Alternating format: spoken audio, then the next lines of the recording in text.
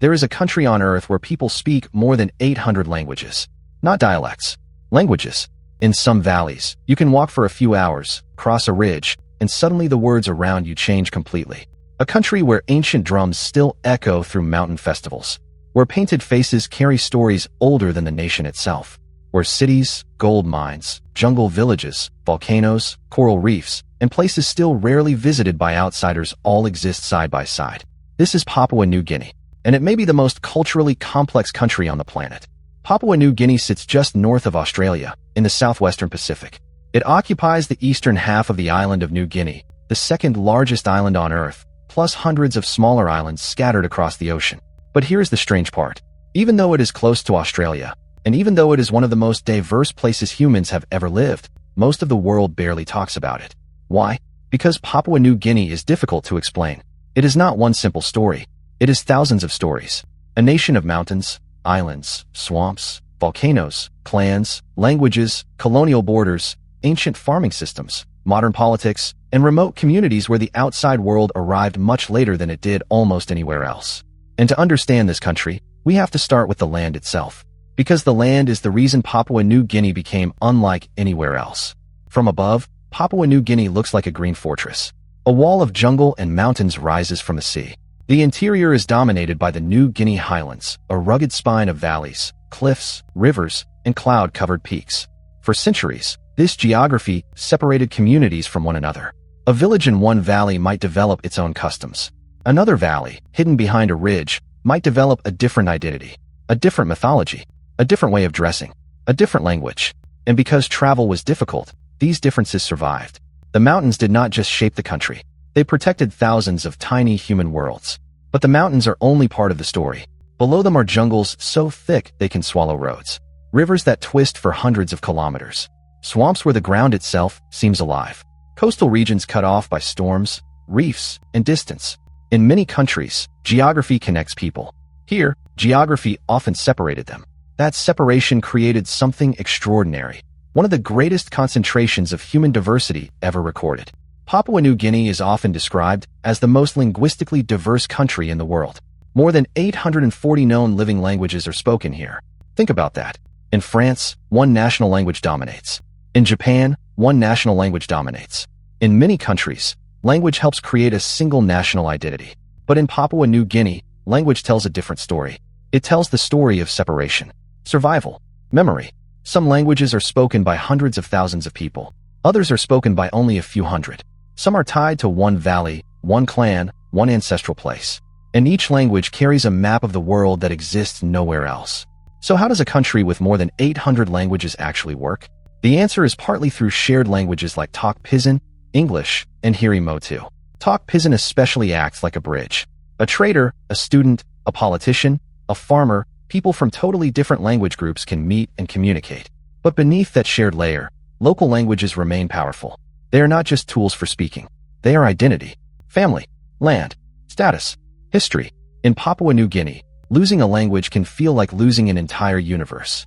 In the 1930s, when outsiders flew over parts of the Highlands, they saw something shocking. Valleys believed by many outsiders to be empty were filled with people, gardens, villages, smoke rising from homes. Entire societies had been living in the mountains, largely unknown to the colonial world. Imagine looking down from an aircraft and realizing that beneath the clouds were communities with their own economies, wars, rituals, alliances, and languages. Not lost people, not frozen in time, but complex societies living according to systems the outside world barely understood. Even into the mid-20th century, some communities in remote areas had very limited contact with Western outsiders. This is one reason Papua New Guinea captures the imagination. But there is a danger in how outsiders describe it. These communities are not museum pieces. They are not characters from the past. They are modern people, living in places where tradition and change meet on their own terms. A mobile phone can appear in a village where ancestral rituals are still performed. A child may speak Tok Pisin at school and a small local language at home.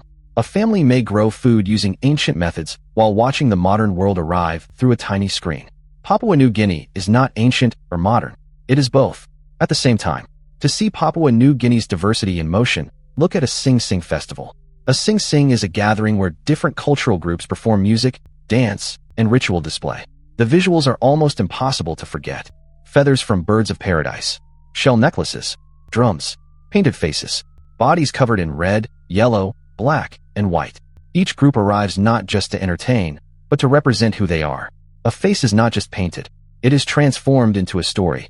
A costume is not just decoration, it is memory worn on the body. In many parts of the world, clothing tells people where you are from. In Papua New Guinea, visual identity can go much deeper. Body paint, masks, headdresses, and ornaments can communicate clan identity, spiritual meaning, status, celebration, mourning, or intimidation. Some looks are beautiful, some are terrifying. Some are meant to connect the human world with the spirit world. And this is where the country becomes difficult for outsiders to understand. Because every image has context.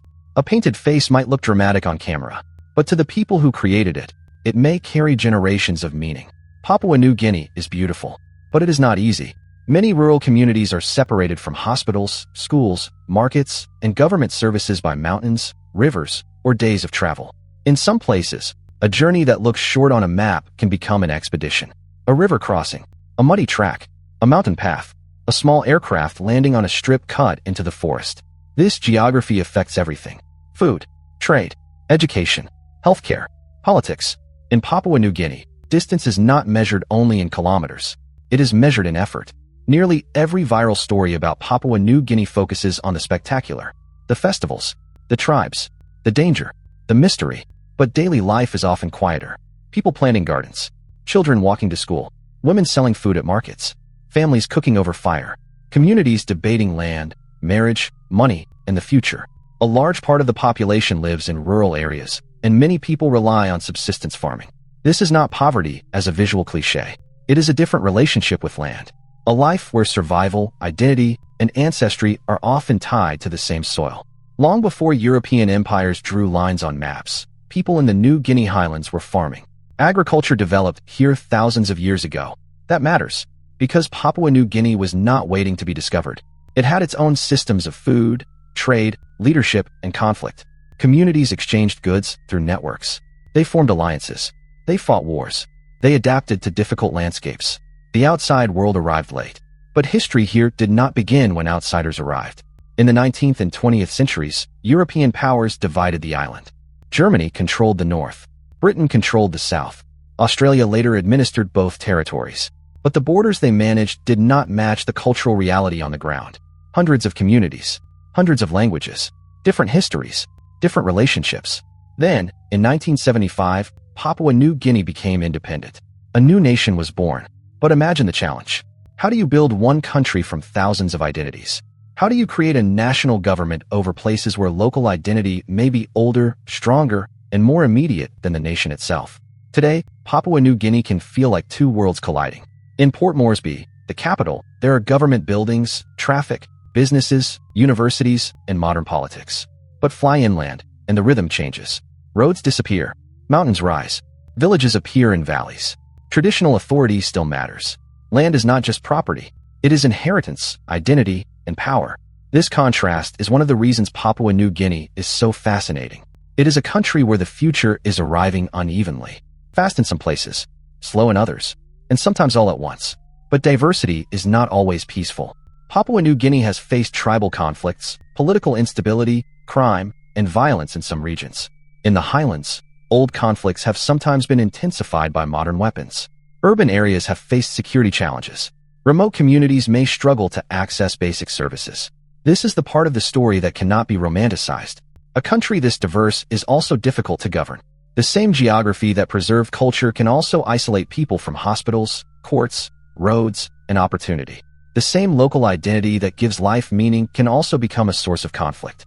Papua New Guinea is beautiful, but it is not simple. There are few countries that still feel genuinely unknown to much of the outside world. Papua New Guinea is one of them. Scientists continue to study its biodiversity. Expeditions still uncover rare species. Its forests, reefs, mountains, and caves hold secrets. The country is home to extraordinary wildlife, including birds of paradise whose colors look almost unreal. And yet, the most powerful thing about Papua New Guinea is not only what scientists may discover. It is what the world still does not understand about the people already there. Because the mystery is not emptiness. The mystery is complexity. So the real question is not, how can one country have 800 languages? The real question is, What does humanity lose when places like this disappear into sameness? In a globalized world, languages vanish. Traditions fade. Young people leave villages. Roads arrive. Phones arrive. Money arrives. The outside world arrives. And sometimes, it brings opportunity. But sometimes, it takes something that can never be rebuilt. A language spoken by a few hundred people is not small. It is a human universe. Papua New Guinea is not just a country with many languages. It is proof that humanity was never meant to be one single story. It is a place where mountains protected memory, where rivers divided worlds, where paint, song, land, and language still carry the weight of ancestors. And maybe that is why this country feels so powerful. Because in an age where everything is becoming connected, Papua New Guinea reminds us that difference is not a weakness. It is one of the oldest forms of beauty we have. The country with 800 languages is not just speaking to itself. It is speaking to all of us. And if we listen closely, we may hear what the modern world has forgotten. Subscribe for more documentaries.